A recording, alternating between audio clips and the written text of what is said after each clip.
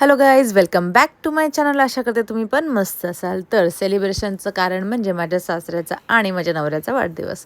तर ॲक्च्युली हा वाढदिवस असा असतो की 31 मेमध्ये म्हणजे मेला नवऱ्याचा वाढदिवस असतो आणि 1 जूनला सासऱ्यांचा वाढदिवस असतो. ॲक्च्युली ते ऑलमोस्ट आता 75-76 इयर्सचे झाले आहेत.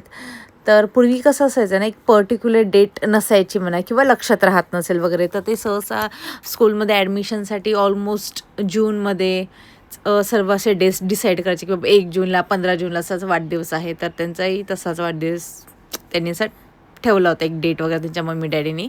तर त्यांचा तर बऱ्याच जणांचा 1 जूनला वाढदिवस असतो माझ्या माहितीप्रमाणे. तर ॲक्च्युली तर माझी पूर्ण फॅमिली आहे. पूर्ण नाही म्हणता येणार, पण अर्धे लोक आले होते, अर्धे लोक झाले नव्हते. ॲक्च्युली मला ती जी आपली कुटी असते ना, हां, तिथे काही आम्हाला आमचं ॲक्च्युली बुक झालं नाही. आम्ही लेट झालं असेल, मे बी असं काय असेल. कारण की पूर्ण सेशन जे होतं ते आणि त्याच्या बॅक साईडचं ते बर्थडे सेशनच झालं तिथे.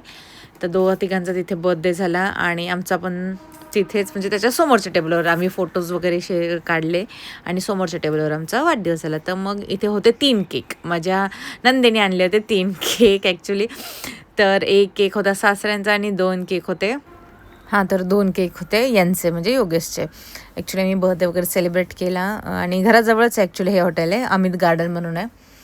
जास्तही दूर नाही आणि जास्तही जवळ नाही म्हणता येणार. मग फोटो सेशन वगैरे आमचे झाले, ते केक भरवाभरवी झाली, बर्थडे सेलिब्रेशन सॉंग्स वगैरे असे झाले आणि मुलंही होते. मुलांनी त्यांच्यासोबत केक कट केला आणि त्यांना खाऊ घातला आणि थोडं काय आम्ही जेवण वगैरे तिथे केलं. काय मागवलं, व्हेजच होतं ऑल. आणि हे काही आमचे फोटोज तर आम्ही असं सगळ्यांनी सेलिब्रेट केलं. नणंद होती,